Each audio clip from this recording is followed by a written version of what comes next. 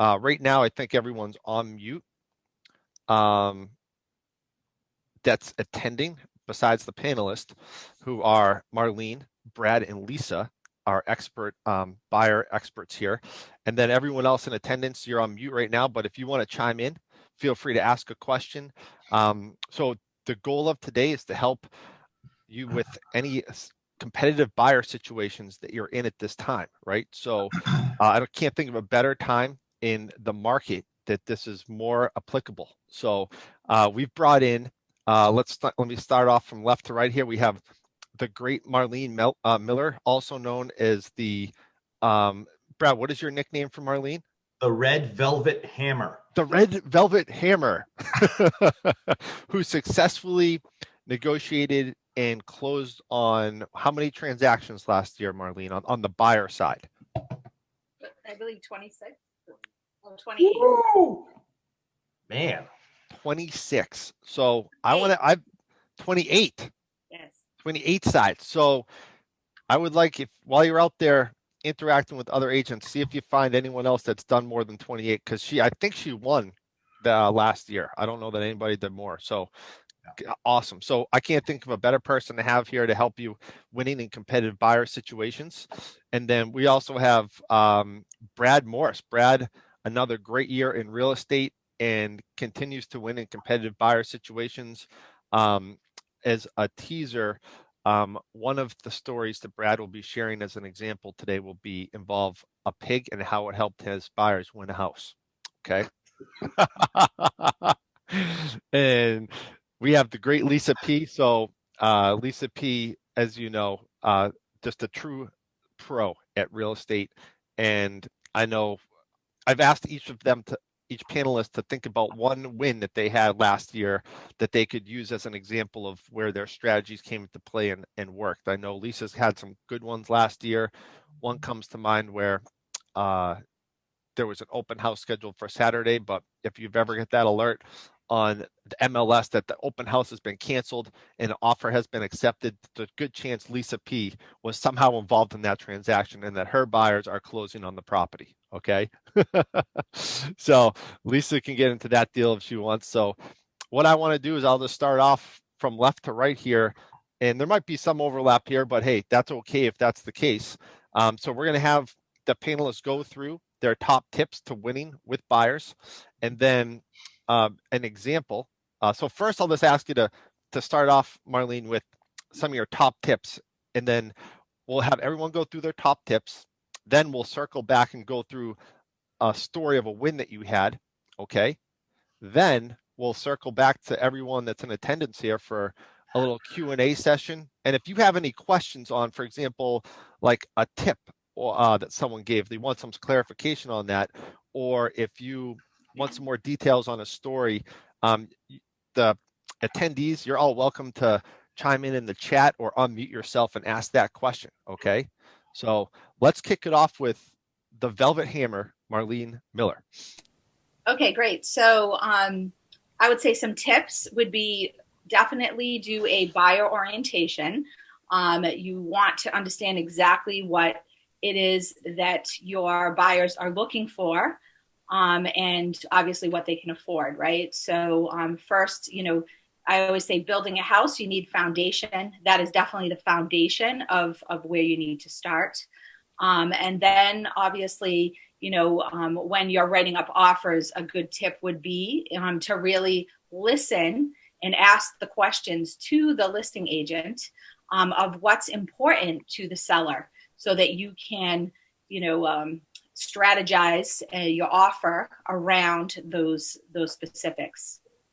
So those are a few tips. And Marlene, I've done that.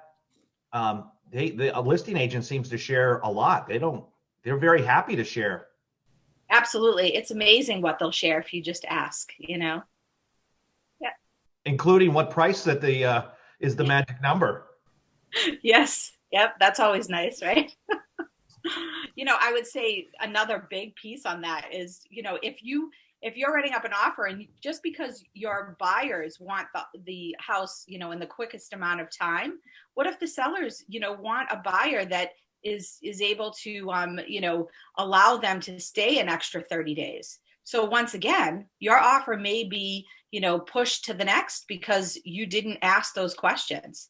And your pre-approval, another big tip, pre-approval is huge in this market, making sure that you have the a pre-approval that is recognized, okay, from other agents, because once again, the listing agent has the ear of the seller, so it's important to make sure that they recognize that pre-approval.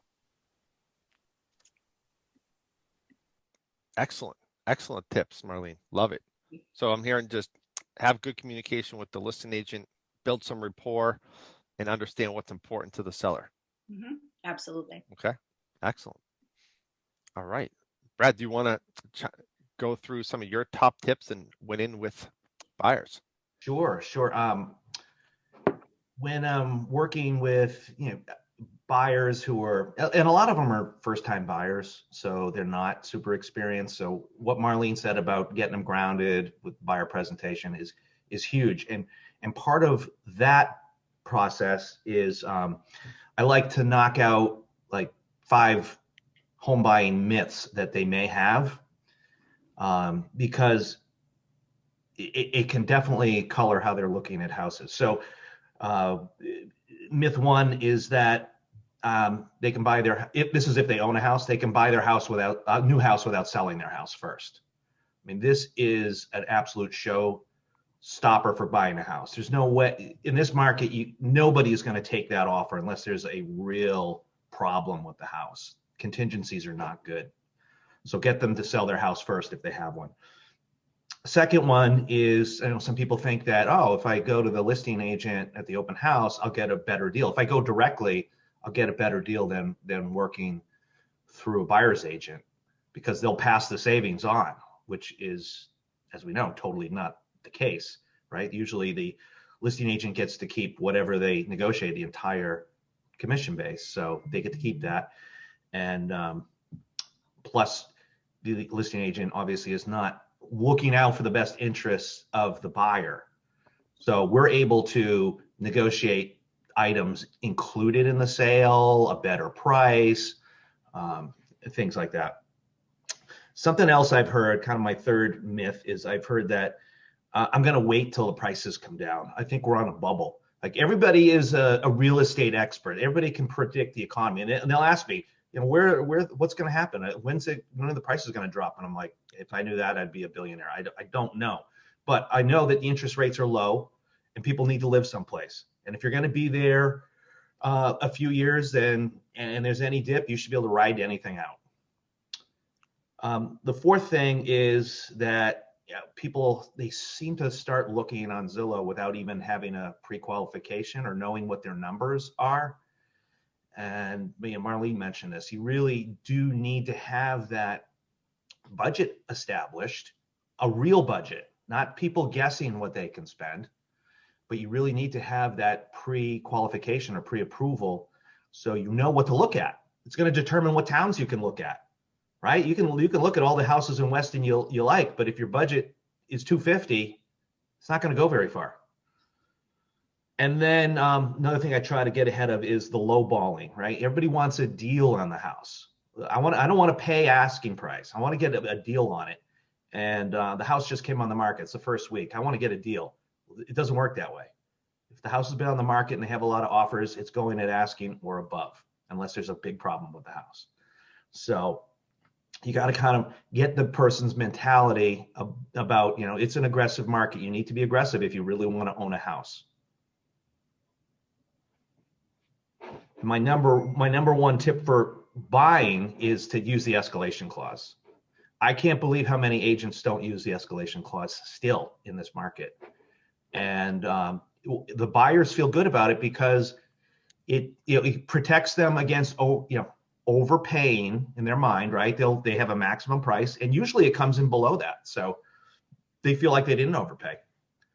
But you have to have somebody willing to do that, willing to have the budget to be able to go over an asking price situation. you can't do an escalation clause with like a $2,000 bump. It's not going to mean anything. And I would I would add on the escalation, too, that, even as I sit here this morning, I'm actually, yesterday we put an offer in last night and there was no offers. And of course, this morning, magically there's another offer, right? So to Brad's point, in terms of the escalation, it's as simple as that, all right, well, we don't know what the other offer is. So here we go, right? So using the escalation is going to help the buyers not overpay. Right. But one of the things I haven't done, and Matt will probably talk about this, at some point, is getting approval through underwriting. I've never actually had somebody get approved through underwriting, but I know it's extremely valuable, and I need to start pushing people to do that, because it takes away the mortgage contingency as long as the house appraises. I think that's the rule. It has to appraise. So that's a big one, which I haven't used, but in this market, I think I need to dial it up a little bit and use that. So I'll add to that, Brad. So, because I'm looking at the list that, I compiled between, what you do, what I do, what everybody is doing. And the big ones that jump out are the escalation clause, which Marcia asked if somebody could explain. So I'm happy to explain that. And I did successfully use an actual approved loan in several instances.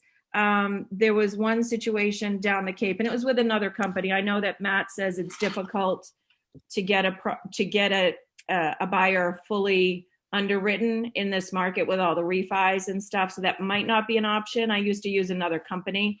And what we did was we had them completely through underwriting, and we made an offer in a competitive situation. We said we can close in 2 weeks. So it really kind of rivaled a cash offer. Nobody could close that quickly. And I remember one down the Cape, she said, I don't believe that you can do it. And I said, we just did another one a couple of weeks ago. I can show you the dates. And she said, I will use him every day of the week if you can pull this off. And we pulled it off. It was like 15 days from offer to close. It was kind of crazy. So Matt, if you can get them to do it for us in this market, that would be amazing, because it was a huge upper hand. It was, like I said, you could compete with cash offers in that case. And the only thing that needed to happen, Brad, you're correct, is that it was contingent on a successful appraisal. Everything else was done. Everything else, all the paperwork, everything had been verified. They were the last minute, verification of employment that they do the final week and stuff like that. But other than that, the only thing was contingent upon was appraisal. So it was just like a cash offer. And sorry, Lisa, I just wanted to add. That's okay. The biggest issue with that right now, and speaking with Matt, is the appraisals are taking at least 3 weeks. So that's where we're having a tough time. Yeah. So, but I mean, if we can ever move that up, I've had some appraisals that were a little bit quicker, and I don't know what the difference is, Marlene. It's the refis. It's the refis that are. Oh no, I know they're clogging the pipeline, but I'm just saying, in certain deals, the appraisal has gone very quickly. So I don't know what the difference is in the waiting for the 3 weeks, and the ones that are out there like 3 days after the offer. Drive-bys, they can do a drive-by appraisal, things like that are quicker. Yeah. I don't know. Maybe it's just the appraisal companies. So, but I was going to, Marcia asked if one of us could explain the escalation clause, and I've been using the escalation clause since day one. And basically, and I used to get more pushback because it wasn't as much of a seller's market, but I'd still find myself in competitive situations. So I'd explain to them that we're going to make an offer. Maybe it's at asking price. Maybe it's a little bit higher. Maybe it's a little bit lower. But then we're going to say, but if somebody else, it's like an auto bid. If somebody else pays more, we will pay $1,000 over that offer. And then we cap it at a maximum sales price. So as an example, the list price is $199.9, just as an example. We're willing to pay you $200,000. But if somebody pays more, we are willing to pay $1,000 over that offer, up to a maximum of $220,000. And I always write in there with written proof. They can cross out the names, they can cross out the deposits. I don't care, but I need to see that the offer was a bona fide offer. and that we're not just competing against some Joe Schmo who doesn't have two nickels to rub together and they just put it there to bid us up. And, So, that's included in the escalation addendum, that the MAR one. It does say it has bona fide offer. See, and I don't want to say anything against what John may recommend or what John and Marlene may recommend, but I don't use the addendum. I just have a simple sentence because I feel that it's too complicated. And there are a lot of newer agents out there with this market being so, quick. So many people have entered the industry, and as you said, it's not that prevalent. I've been using it forever, but not as many people use it that you would imagine in this type of market. So if I'm going to get somebody who might not be as experienced or doesn't really understand it, I don't want to send them this complicated offer. So that's just my thing. I do the sentence like you do. I write the sentence in the actual offer itself. Yeah. I say refer to the addendum, so it gives them the detail of it. I do the same. But I have had. I'm a bad girl. I have had agents refuse to take it. Yeah. Experienced agents. Like, just give us a number. Yes. Well, and that's definitely the case. I don't know if they were like in banks and foreclosure situations, Brad. I don't know if they were flips or anything like that, but okay. I've been pushed to give a number in those cases because they actually have to enter a number into their computer. So they can't say, well, it's this number, but then it's maybe this number if somebody pays more. That's the only time I've been pushed. Well, that makes sense. That situation. Yeah. Yeah, I've been in the situation where it's, 20 offers and they're just like, no, we just want your best and highest. They don't even entertain it. Yeah. I do. Most of the time I use it.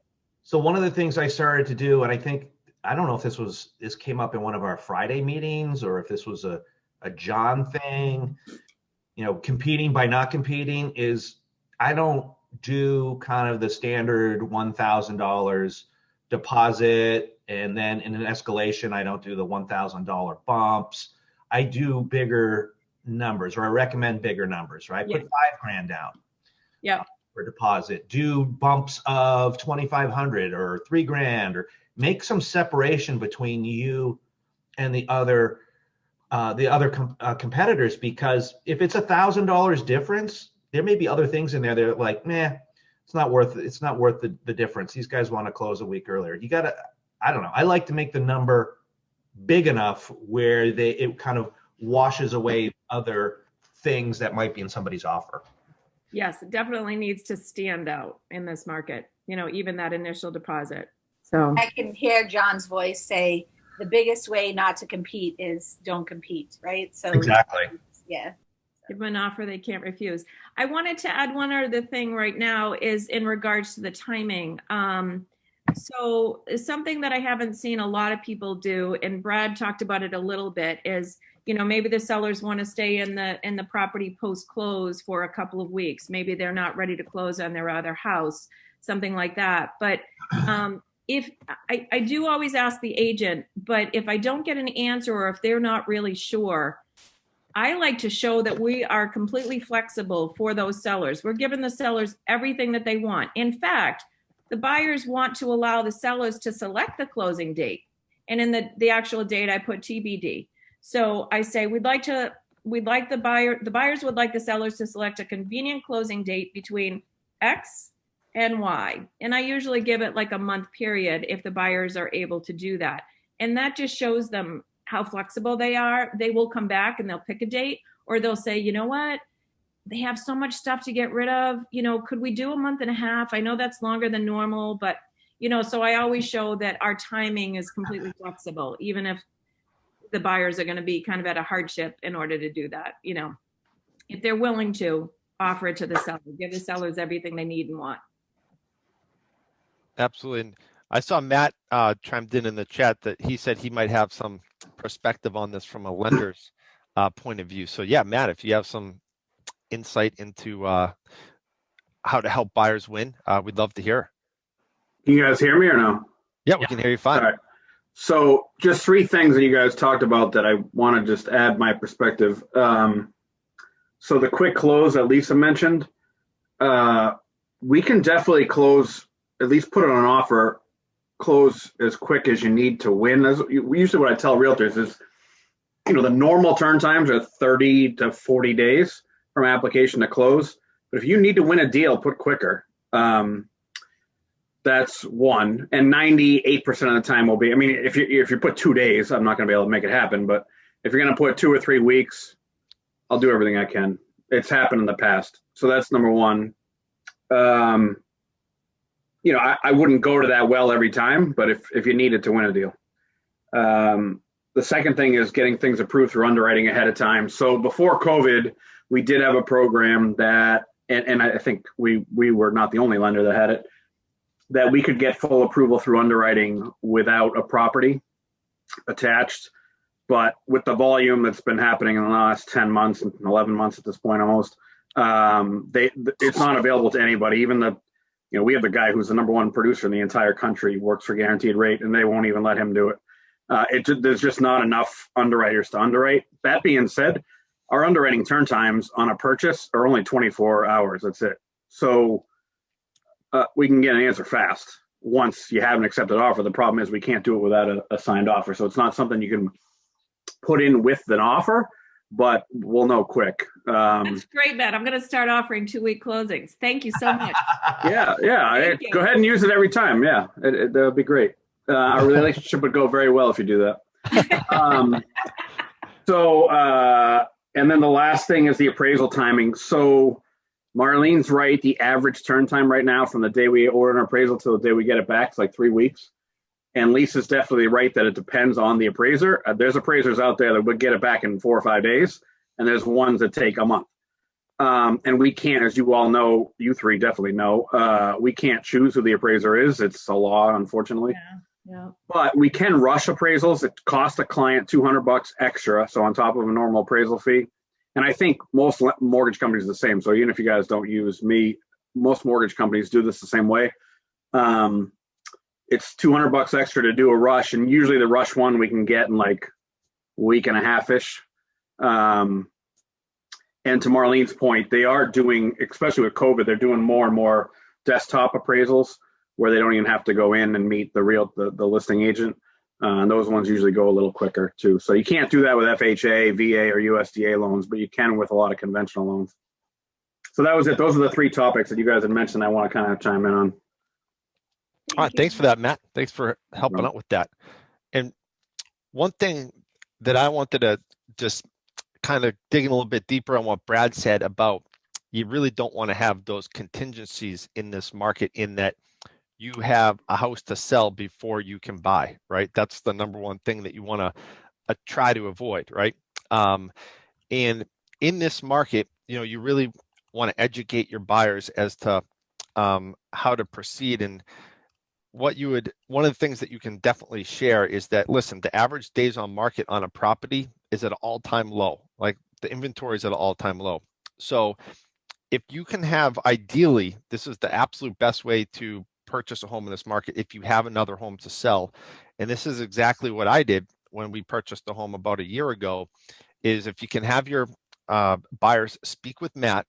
If they're able to buy a home before they sell their current property, there is a limited amount of risk in there, in that your property, I did carry a mortgage, 2 mortgages for about a month and a half. Okay.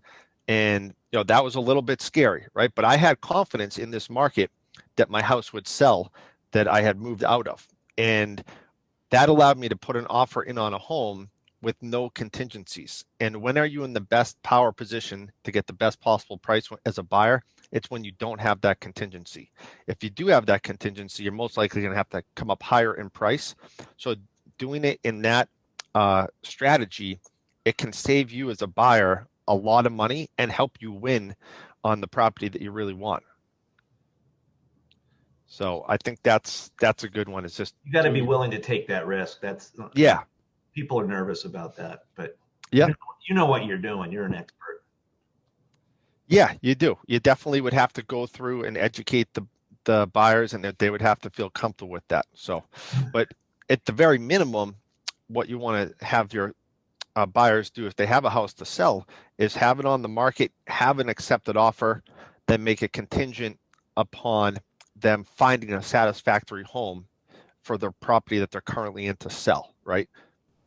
But you can go through the list, of options they have too, Yep. where they don't, they can sell their house, before they buy. So, do they have someone they could stay with?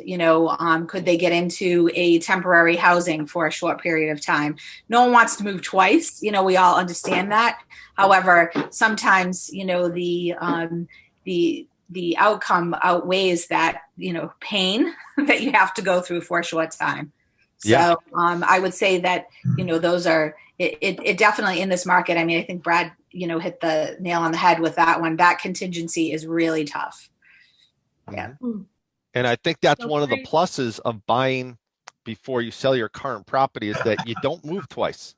You move Right. once, and you've got plenty of time to get your stuff out of your current property into your new home. So, Yeah. and Can I offer a solution to that situation as well? It came up on the forum this week. yeah, So it's a rent back situation. So you get your house sold and you close on the property and you essentially rent back so that you don't have to move twice. So for Yep. example, if you get your house under contract and you get it sold and you are with flexible buyers because you're going to get everything you want as a seller, and you say, listen, I need a month to be able to close on another property. I need to rent back the house for a month. You don't have to move twice, and you've got them to agree to close on the property and rent it back to you. That essentially puts you in I love the power position, Eric, that you used.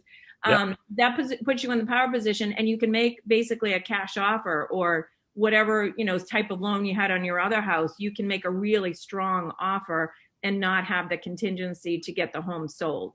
And you can have the protection of unless this property closes or unless we find something by X date, we're not closing on the property. So you'll have the second deal, you'll have that in play already. You'll know what your close date is and you're fully protected. You're not going to end up homeless, but you have more power to make that offer on the next house.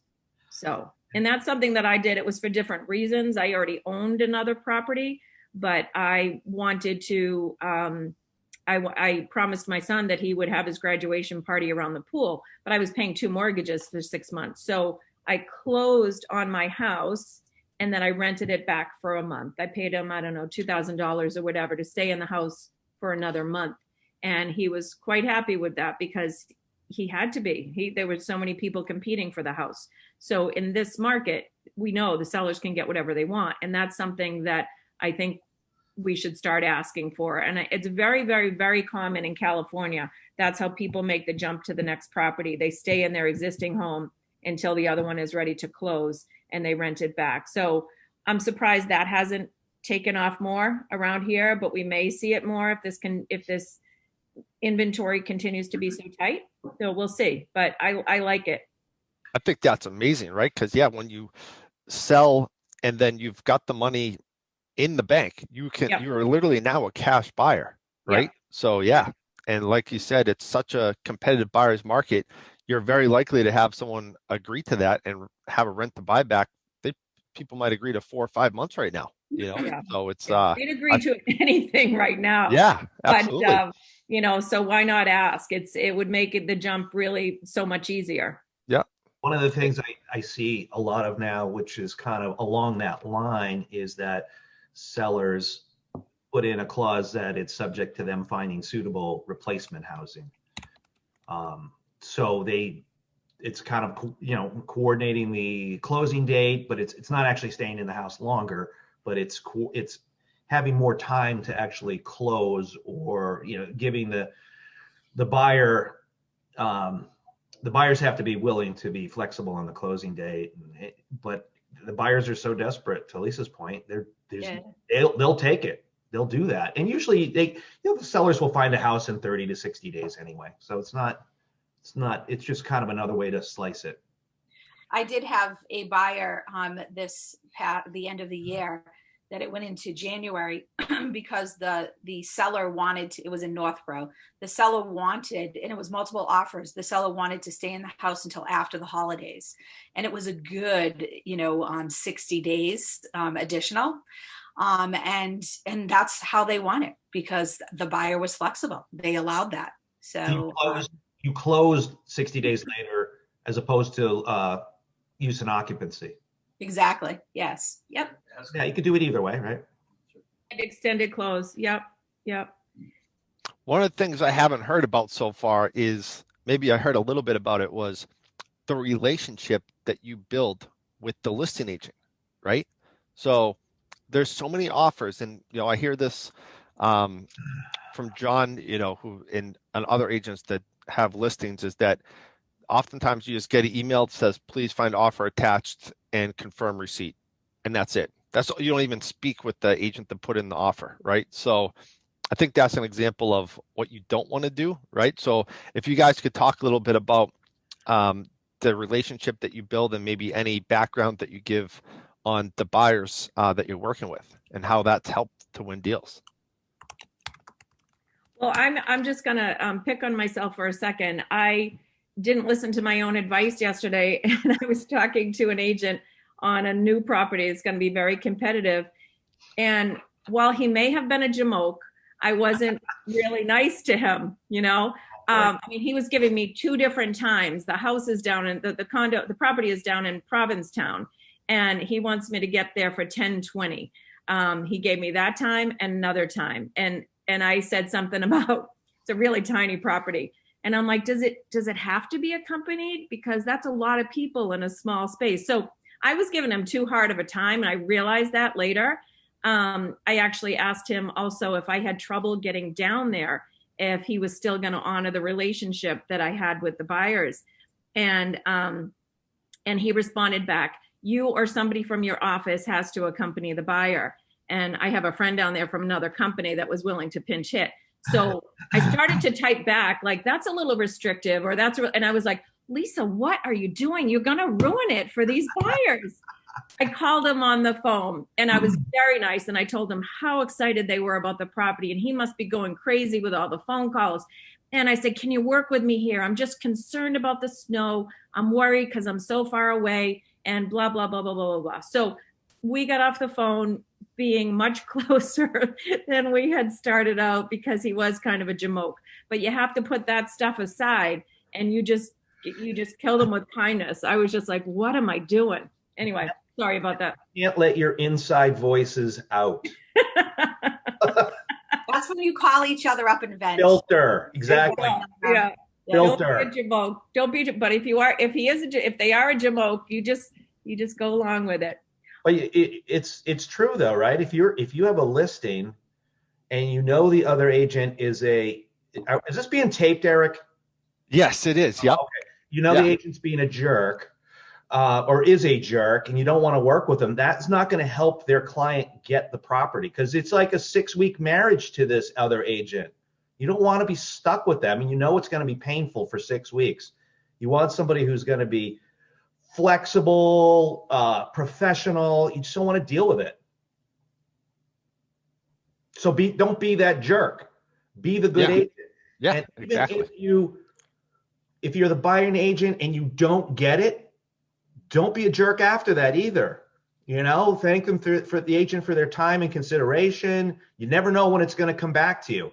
They may call you back. Yeah. Or they might find another one very similar because they just sold that one. And this is where we kind of tie in the pig story. So perfect transition. Go for it.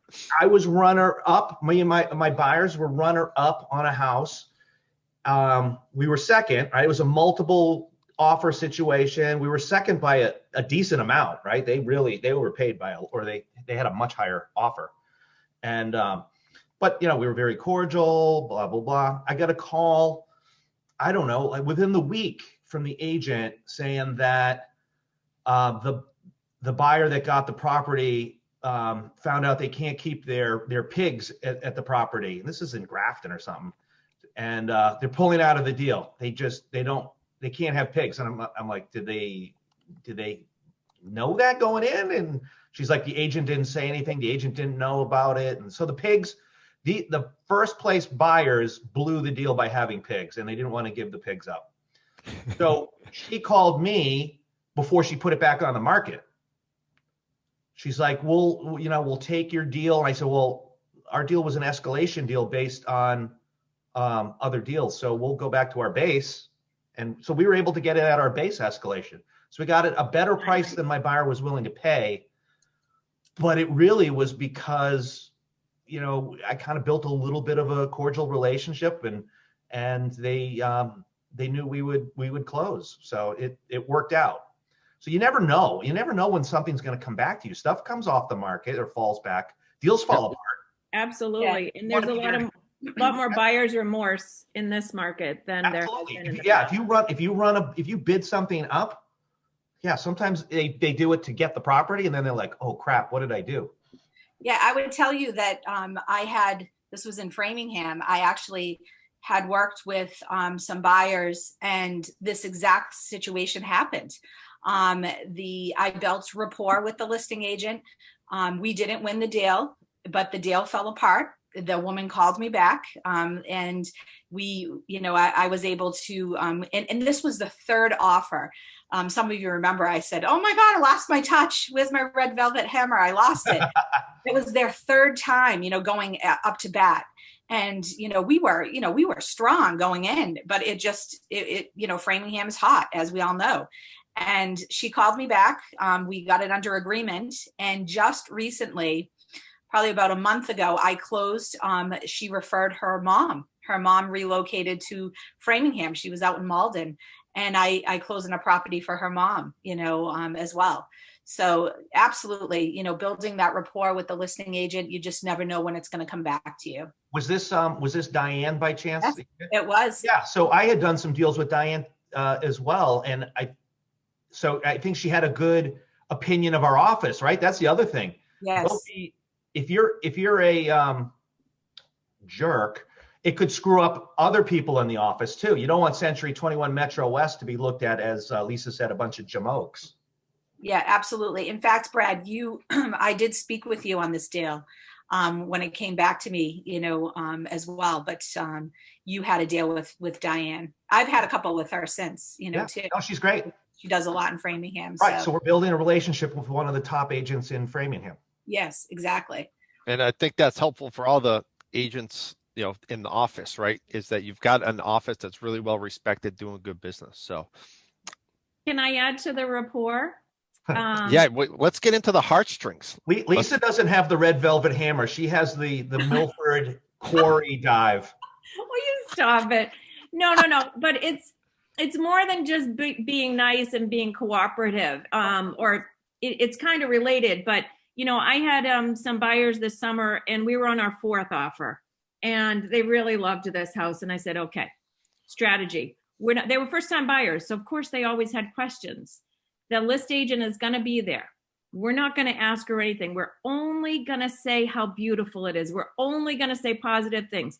We don't care when the roof was done. We don't care when the siding was done. We don't care if this is vinyl or if it's, Formica or if we don't care.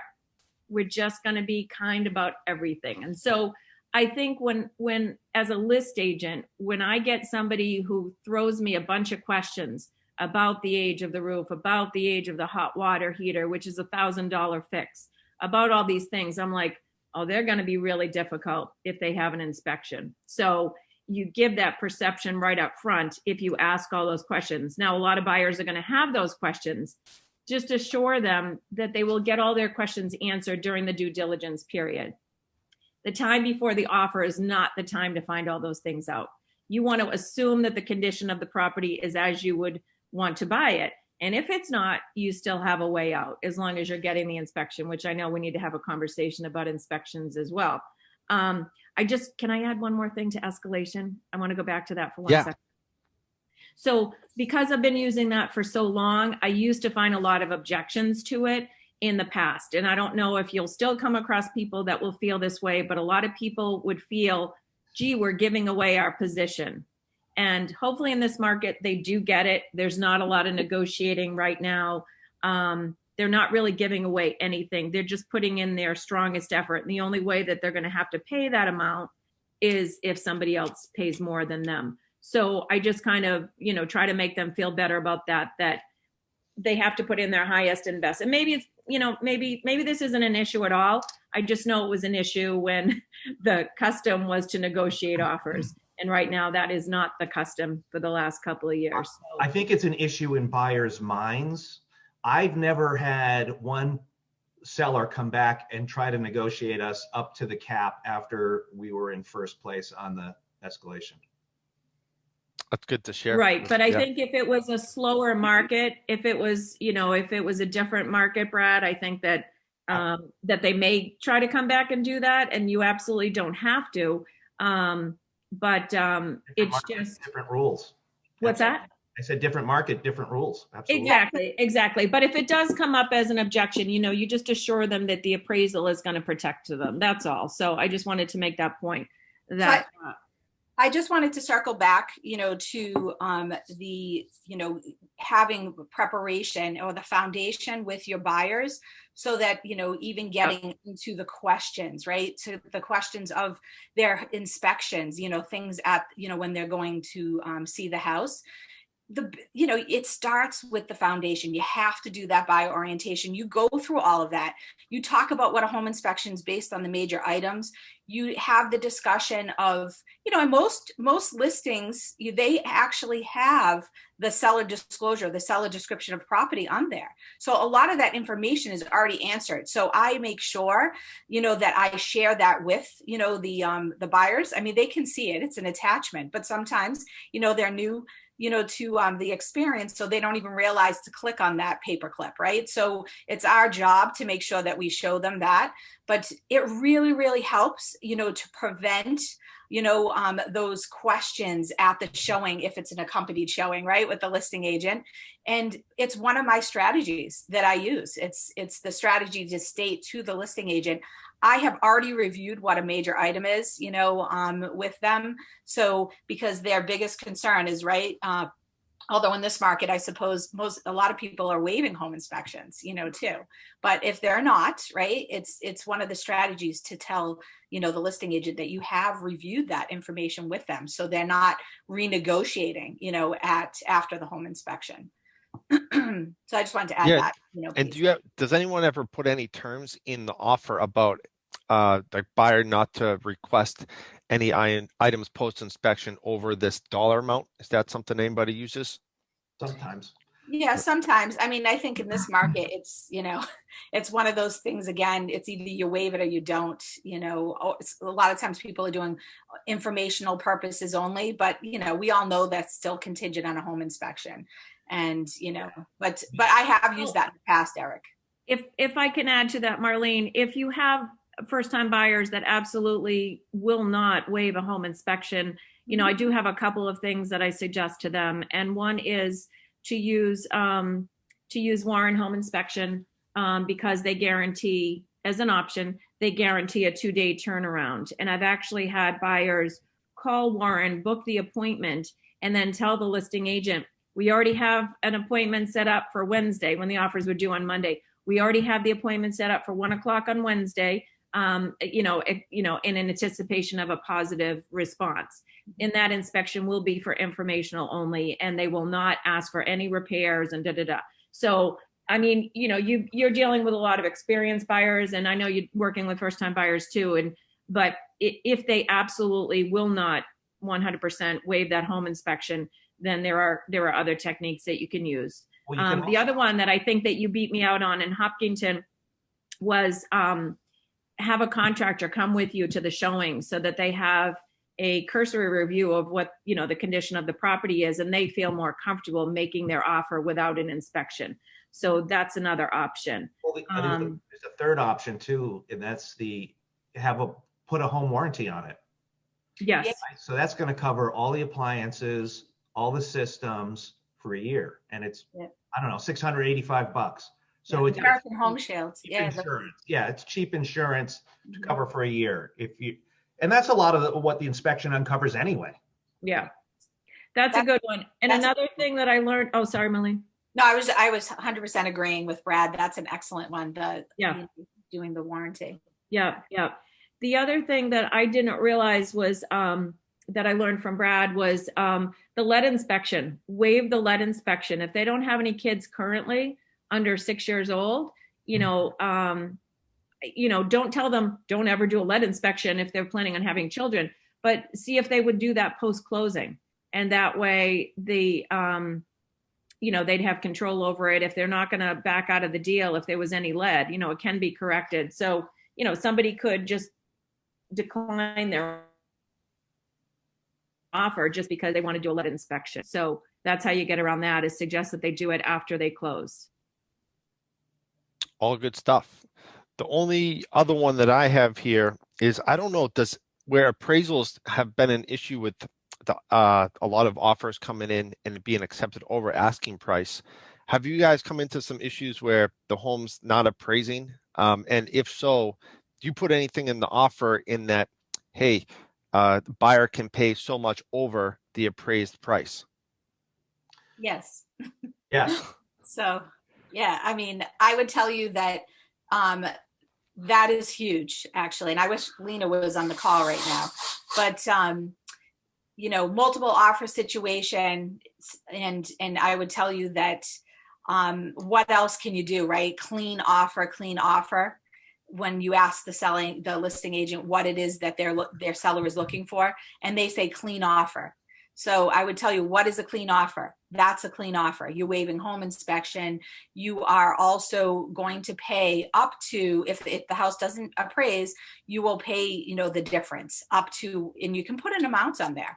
If you go over the offer by, $20,000, $30,000, you may still want it to appraise up to a certain amount. The house that I talked about in Northborough that they went to January 5th, which was, a good bit. We also said we will, that they would pay if it didn't appraise up to a certain amount. So that was another reason why, their offer was clean and it was accepted.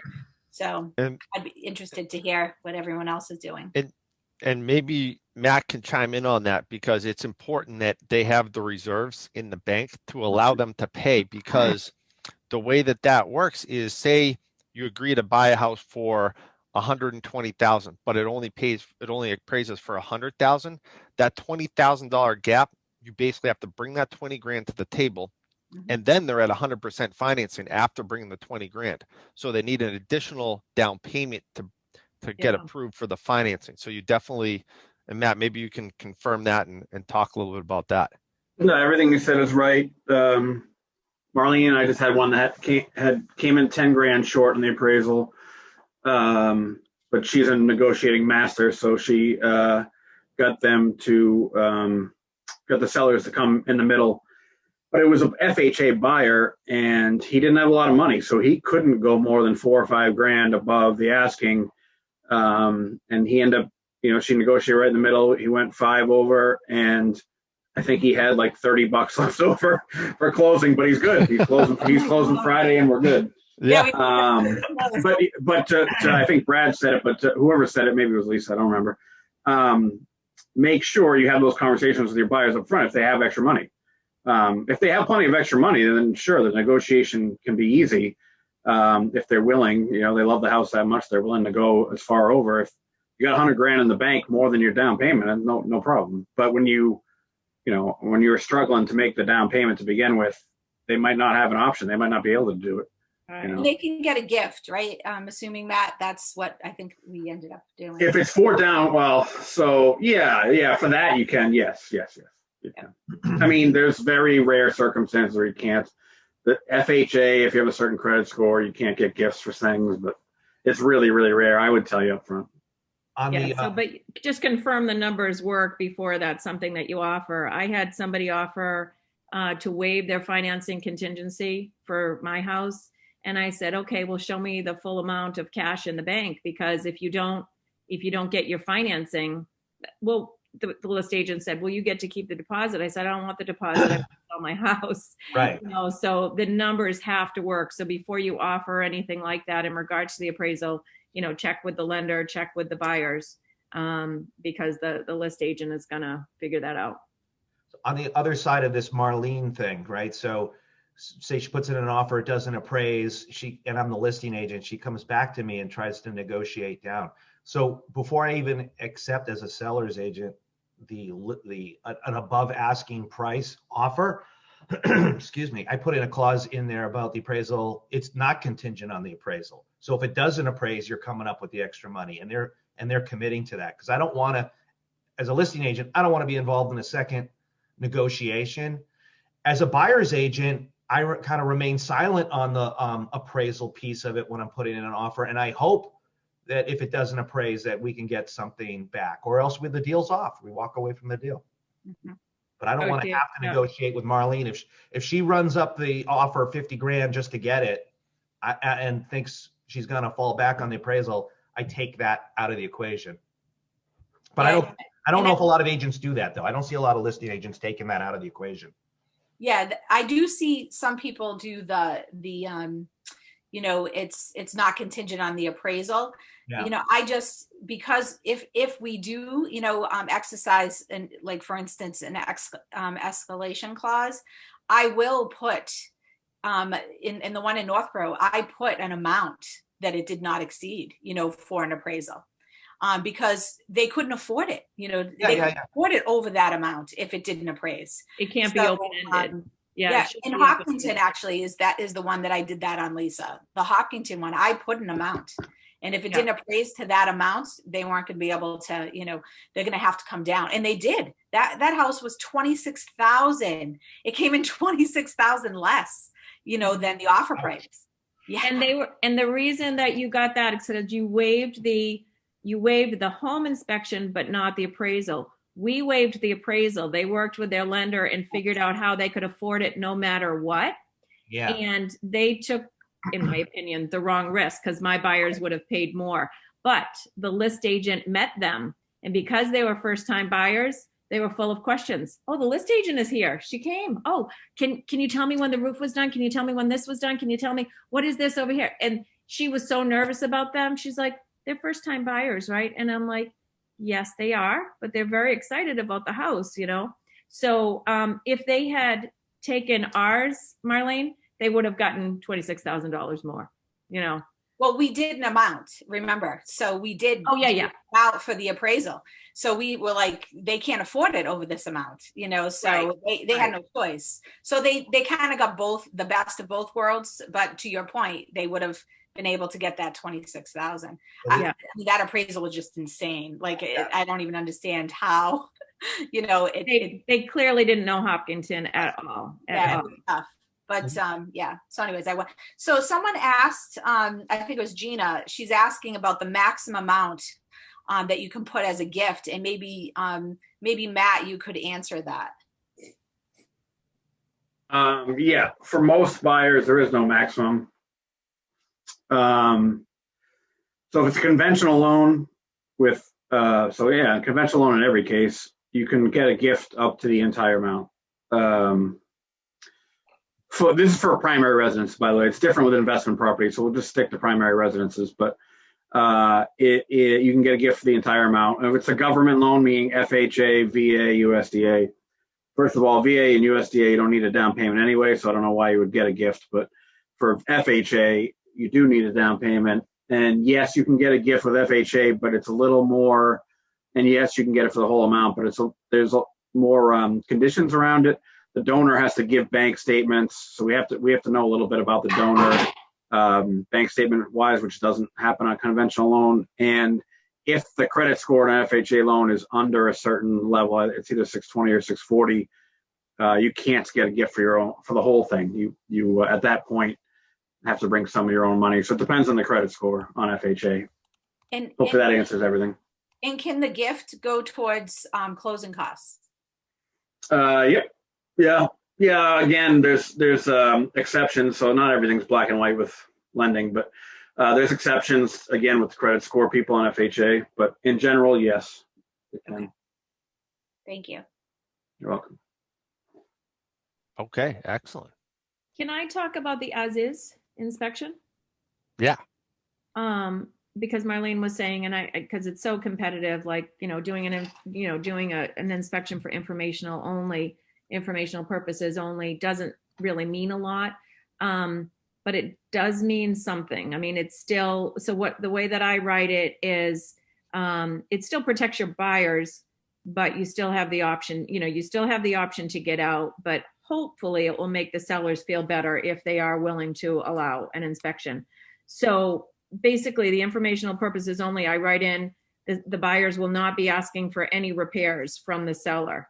That doesn't mean that they can't back out. And I had a deal this past fall where we won in a very competitive situation. They loved our offer, blah, blah, blah, blah, blah. Inspection for information only. The inspection was a disaster. Thing is, they still have the power to go back and say, we can't move forward. Would love to, but we can't go forward because there's a 20 grand issue here. So I was able to get 20 grand off the price because they didn't want to go back to the original buyers. We were kind of too far into it because the inspection took quite a lot of time with the multiple issues that we had to go on separate occasions. So as the last resort, it doesn't mean a lot. As Marlene said, it doesn't mean a lot, but it does mean something. And if that's the only thing that your buyers will allow, put it in there. Put it in there and make the sellers hopefully feel better. At least you can try to compete with that. And then you're still protecting them because they don't have to go forward if there's a major issue, and they may still be able to keep the house. I mean, there's 3 levels of really doing the inspections, right? There's 3 levels of risk on this. You do the appraisal as normal. I mean, the inspection is normal, like regular offer. Yep. You do it for info purposes only, or you waive it completely, which is like level 10, expert level. There's risk with it. There's absolutely risk with that. To Marlene's, meeting, you really need to know your buyers. You need to know the property. If it's a, 300-year-old property and you waive the inspection, I mean, that's pretty risky. Yeah. Brand new house, you put a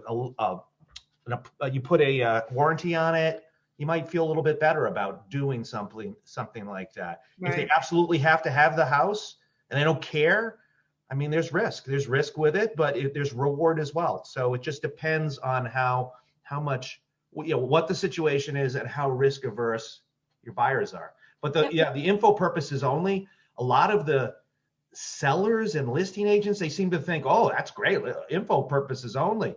But they don't realize, what Lisa and Marlene are doing. They're kind of Trojan horse. They're a Trojan horse. They're in the transaction, and they can still walk away.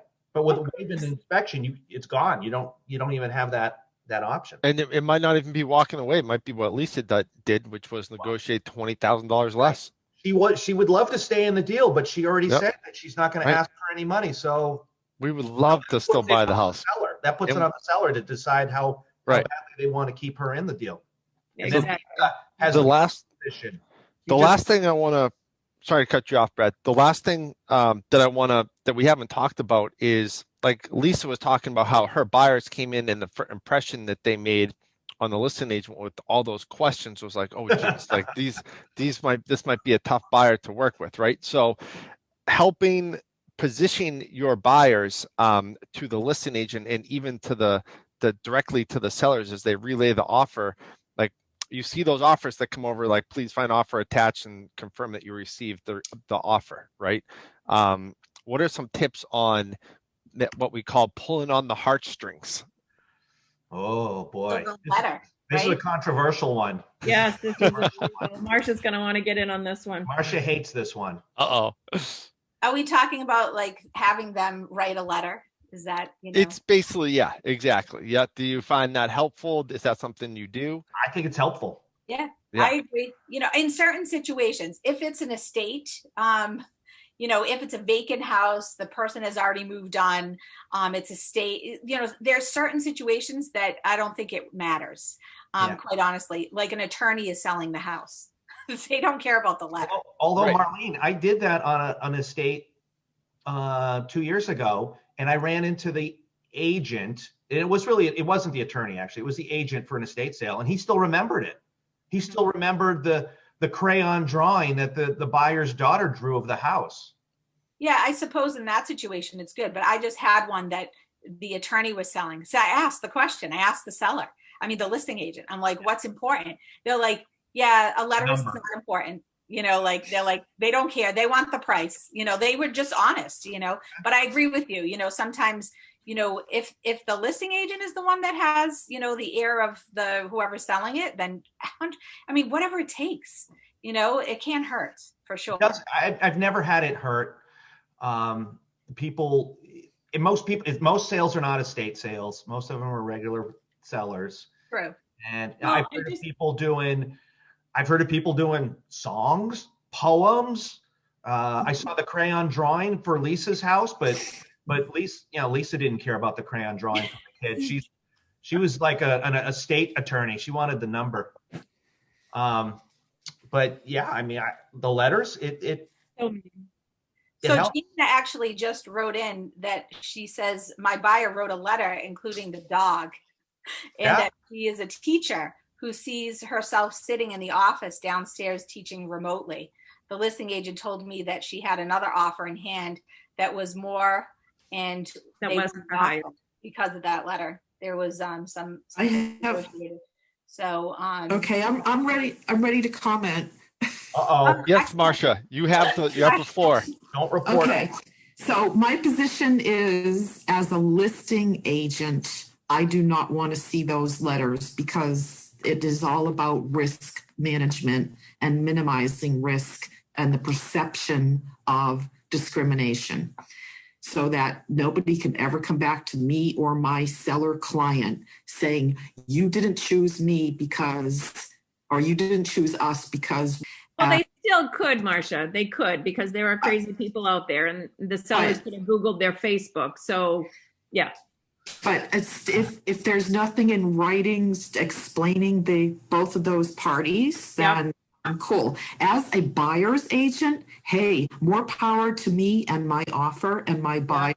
I'm going to write the letter, or I'm not going to write the letter. I'm going to have the buyers write the letter because it improves their position in negotiation. It's up to the listing agent. The listing that I'm about to put on an MLS literally says on the firm remarks, buyers' personal letters, personal letter attachments will not be presented to seller. And I think that's the right way to go, Marcia. I mean, we play both sides all the time. And, every time, I'd been mentoring Jessica, and every time she'd call me, she'd ask me a question. I go, well, which side are we on? It's very important which side you're on. So on the buyer side, can it hurt you? Is there risk? Not an awful lot. On the seller side, absolutely. You could, but crazy people, like, as I said, they'll still sue us for crazy reasons. But I understand you're minimizing risk. Totally get it. It's all right. I just used the name Eric Wittenhagen anyway, so. Hey, I'm happy to be the scapegoat. Whatever the team needs. You got to represent me in court, though, Brad. Everybody get a lot of helpful hints there? Give me the thumbs up. Give me the thumbs up if you did. All right, awesome. I always learn something on this. We didn't really get into like a personal win example. We got Brad's pig story, how he won, right? Marlene, do you have one that you want to give us an example that use some of these strategies to win?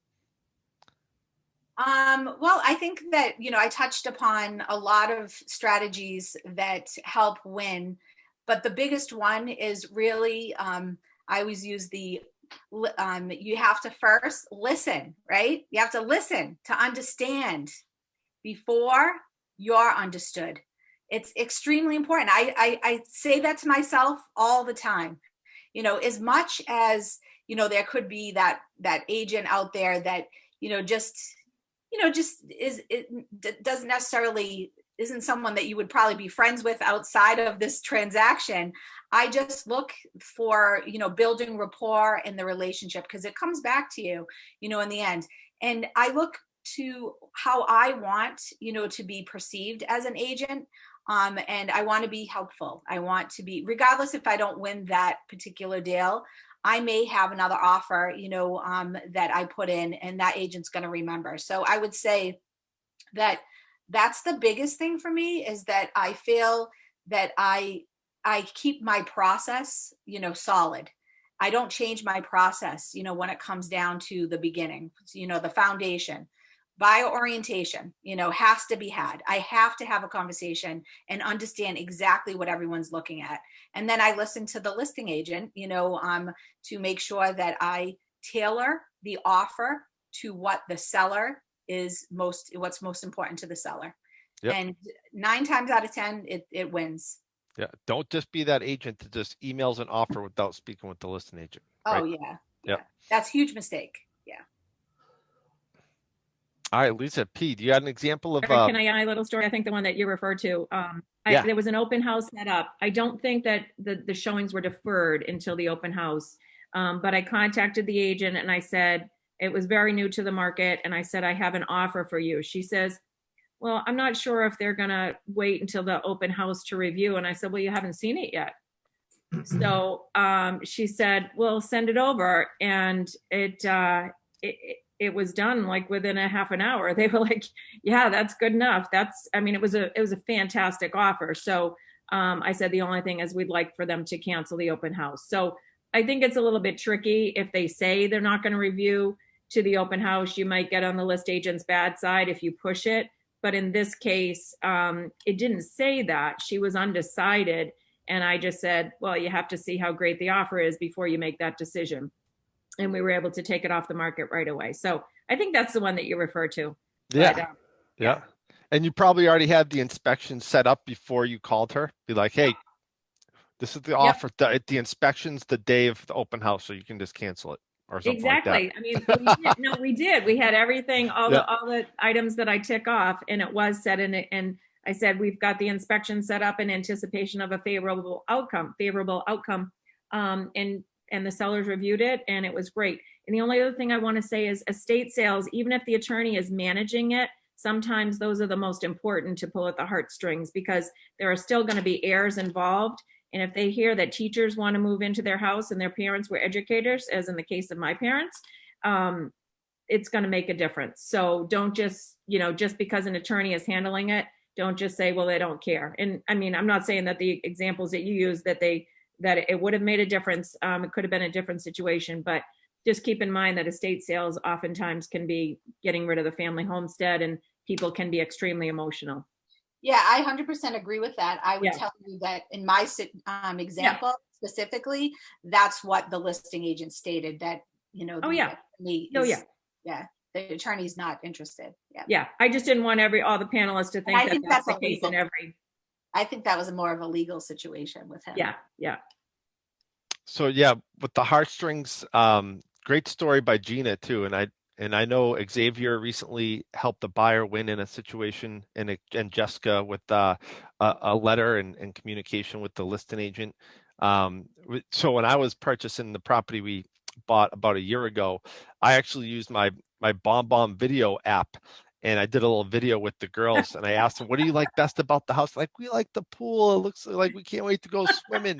And the listing agent happens to live right across the street from us now. So we knew that she lived across the street. So it was like, it can't hurt. Those things cannot hurt. So heartstrings can only get you.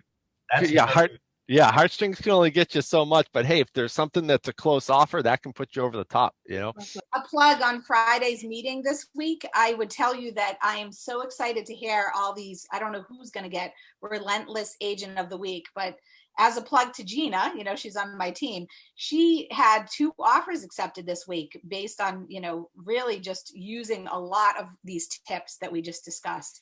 So I'm excited, for her to explain that to all of you guys on Friday. I told her, listen, you have to join, because it's, but I know there's a lot of people out there this week that had some really good offers accepted on using these tips. I know Jean's on the call. Jean, this is another strategy. If someone has a house paid off, they have a home equity line of credit on their home.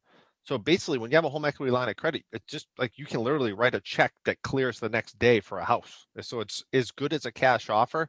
So Jean strategically positioned her buyers to win an offer using that strategy recently. So that's another good one. If you've got a house paid off, just tell them take out a home equity line. You can get a home equity line in like a week right now. Another tip that Matt Packer gave me is Hanscom Credit Union. They do home equity lines up to 100% loan to value right now. I did an application about a week and a half ago, and I'm closing on Friday. And now I have money. Just if for whatever reason you ever need that equity in your home, I'll have access to it. We know who to call. We know who to call. Yeah. So Eric That only was a good charges 25%. Money bags, Mr. Money Bag. No, that's you got to pay that back.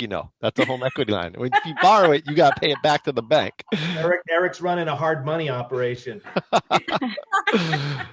Hey, Eric, I'd like to share one little story Yeah, that of course, happened Gene. to me. Yeah. So yeah, my happiest day was this past Saturday, and my VA client's offer got accepted. We stopped the owner. It was for sale by owners. Stopped the family. They still did open house, but but they accepted our offer before the open house. And I think there was a lot. Of course, we did all those things, letters and then personal connections and all the stuff, And when we decided to be the first one submitting the offer in, because I knew my clients, based on the history, the experience, I've been with this guys for like 5 months. We just didn't.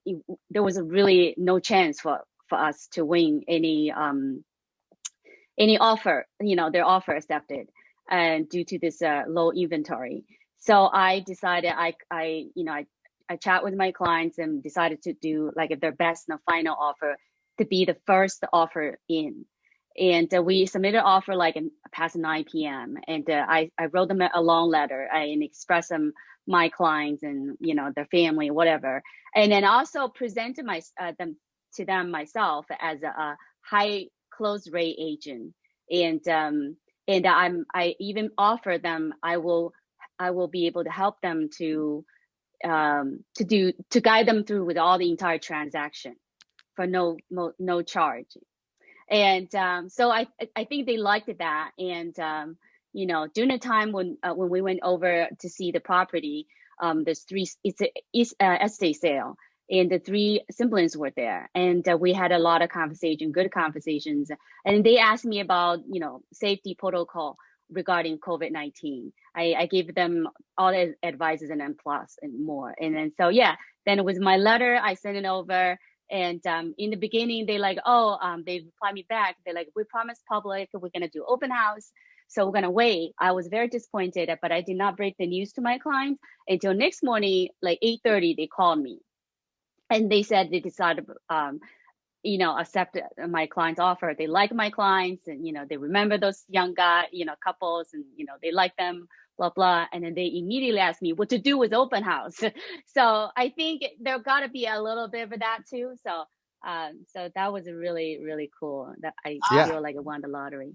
Good for you, Gene. Yeah, and I know one of the challenges you had there is that they were doing a VA loan, which made it 100% financing. So in this market, you're competing with much bigger down payments, so that so that's not as strong an offer. And they're doing an inspection too. I mean, based on the property we saw, that's a great property. There was absolutely no major problems at all. Actually, they did pre-inspection. Roof, furnace, all the major items are pretty new. All like a couple of them are brand new. So, and then with like all the space, like that property in Westboro is going to be, I truly believe that could have gone over like a 30 or 40K above asking price. And then we put only a little over 10, like only 10K over. Excellent. Well, congrats. Yeah, that's amazing. And I was just wondering, how did you, what do you attribute it to? Was there anything specific? Was there a military connection? Like, how did you do the deposits initially? Because I know in this market, it is tough to get somebody to understand and accept a VA loan. Mm-hmm. So, there's no military connection. Okay. I actually, so this is something I think, to do, sell your own home, like for sale by owner, they're not experienced. They don't know the market. They could get more money, I truly believe, if they use an agent.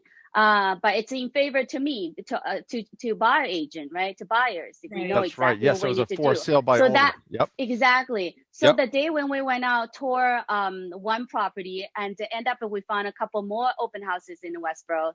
And then I look up while my clients out there running around, I just look up my computer and I saw, this particular one, it's just came on the market, like literally that morning. And there's no sign says open house. it says for sale by owner. I was like, wow, like, then I called them while we're touring one property, and they said, yeah, we just came on the market, and then we don't know how to market, and it's just like, I was like, can we go over like in about 15 minutes? And yes, like we went over. 3 siblings were there in the house. There was nobody there. So we took our time. They showed us the property. We had a really great conversations. We spent a lot of time there. Did a lot of personal connections. And so I think that was a huge. And you offered to help them, it sounds like. Yes, I offered to help. Yeah, I gave them advices. I said, before we left the house, I made sure they understand that, I said, because they were like trying to still figure out we should do the open house tomorrow or following 2 weekends, whatsoever. I was like, well, just make sure, take your first offer very seriously.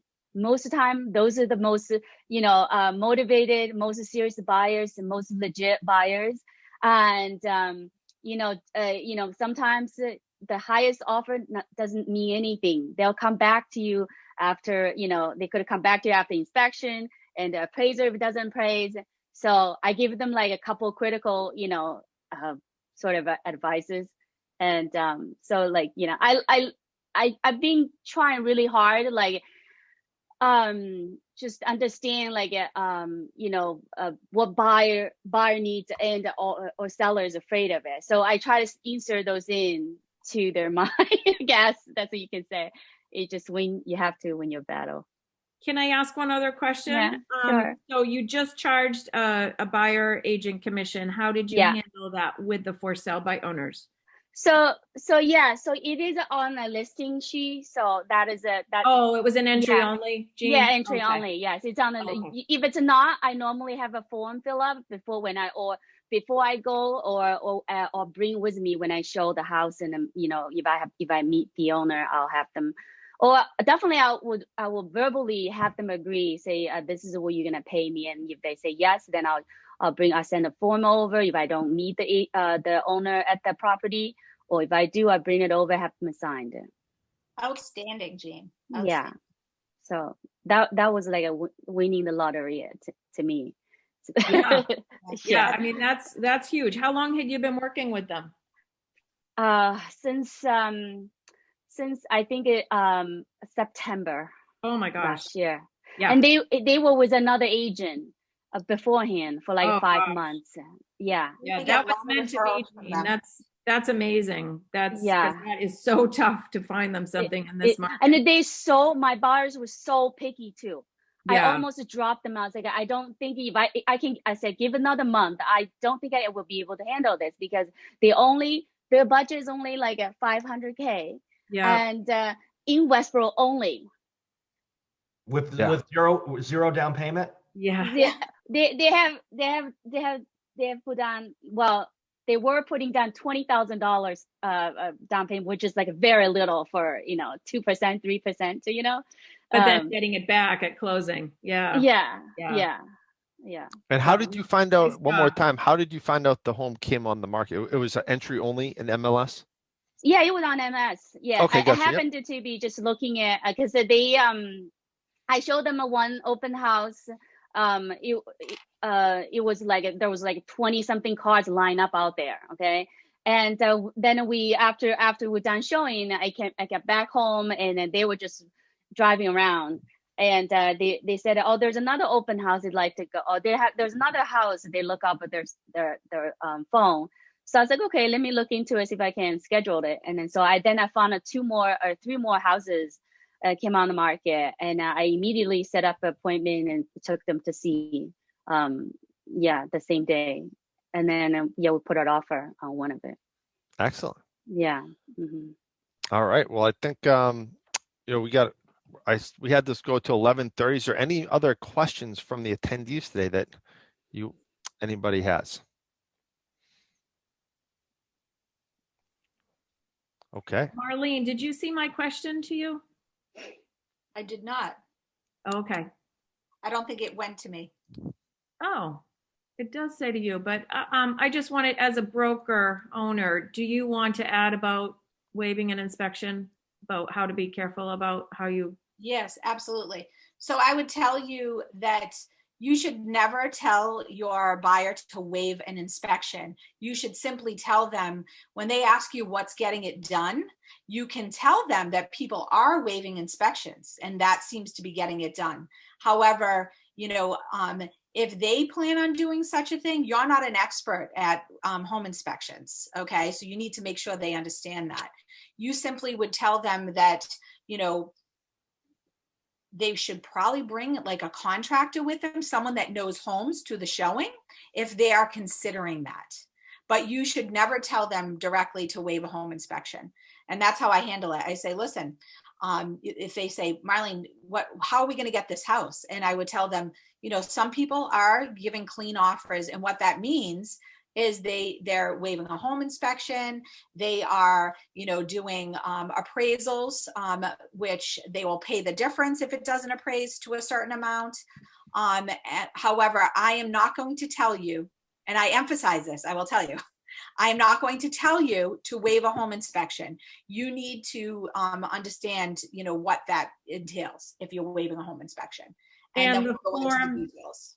What's that? And then the form, facts for consumers, home facts for consumers. Oh, yes. You always, that's part of, John and I have set that up when you're doing any type of documentation that's required, for you to set that up. So that's a no-brainer. That facts for consumers is part of your forms when you're doing a package, for a buyer. Just that we have to present it though, like in this situation, I'd have them sign it. Yeah, you submit it. Just to prove it. It's not assigned, it's not required, because when your form gets sent out, we can see that you sent it. Okay. It's part of it. So it's I not still want them to sign it though. Yeah, I mean, you can do that. That's fine. But like I said, it shows it's part of the offer. Oh, I know. Signing the offer saying they're doing whatever they're doing with the inspection. Yeah. Maybe I missed it. Which form was that you're referring to?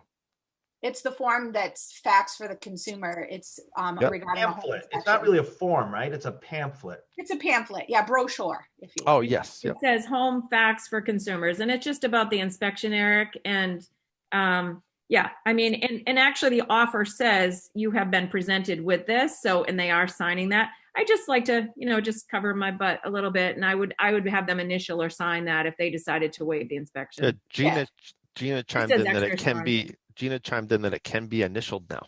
Oh yeah. But like I said, it's not something as a broker owner that it's required. It's required to send out to them, and we can see that you did that you presented it. Hi, Marlene. I have a question. Like, if they waive the home inspection, still we have to send it? Yes. You have to send that form, Okay. initially to your buyers, not to the listing agent. I just want to emphasize. Okay. Is that what your question was? Who you sent it to?